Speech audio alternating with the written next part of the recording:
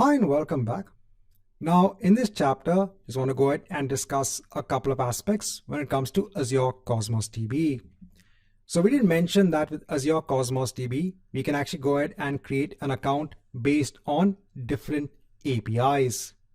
Now when you go ahead and create an account based on different APIs, remember you can go ahead and store data based on what is the API that you choose for the underlying Cosmos DB account.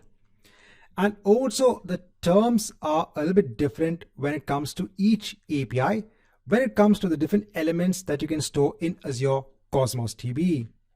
So remember when we looked at the SQL API, initially what you do is that you go ahead and first create your Azure Cosmos DB account, right? So your Azure Cosmos DB account is based on a particular API. Once you have your account in place, you'll go ahead and create a database. Then in the database, you'll go ahead and create a container. And then within the container, you'll go ahead and store your items.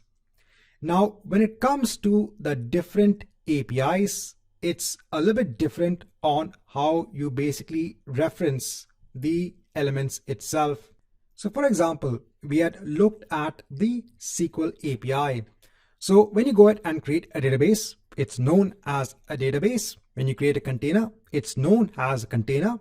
But when you create an item, it's actually known as a document, because over here you have a JSON based document that is basically the item in the container. Similarly, when you go ahead and create an Azure Cosmos DB account based on the table API, there is no concept of a database, and the container is known as a table and the item is known as a table itself. So for each API, the concepts are a bit different when it comes to the database, the container, and the underlying item. Now, apart from that, we had also talked about the provision throughput.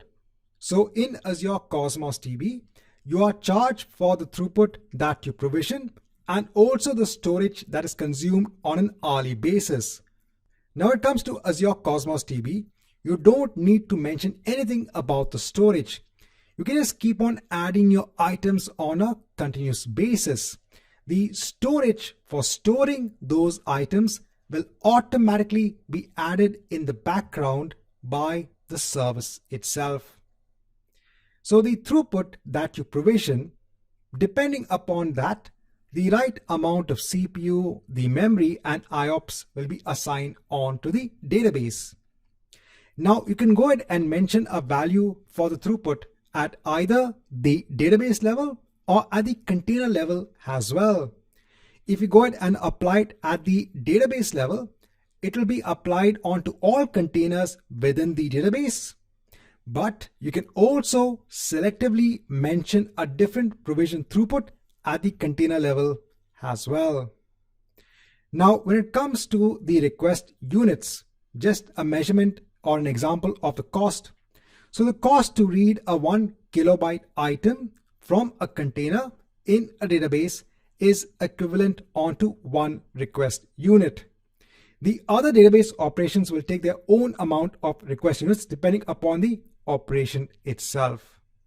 Right, so in this chapter, I just want to give some couple of important aspects when it comes to Azure Cosmos DB.